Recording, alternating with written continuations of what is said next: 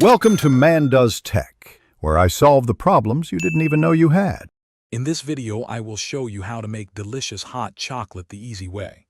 First, let's gather our simple ingredients. You'll need cocoa powder, sugar, milk, and a tiny pinch of salt. A small saucepan and a whisk are the only tools required. This method is quick, perfect for a cozy treat anytime you crave something warm and chocolatey. Let's get started on this delightful beverage. Now that you have your ingredients ready, let's combine the dry ones.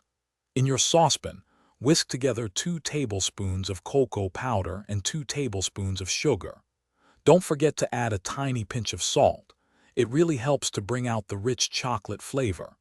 Mixing these dry ingredients thoroughly now will prevent any lumps later, ensuring a perfectly smooth and creamy drink. With your dry ingredients well combined, it's time to add the milk. Gradually pour in 1 cup of your preferred milk, whisking continuously as you do so.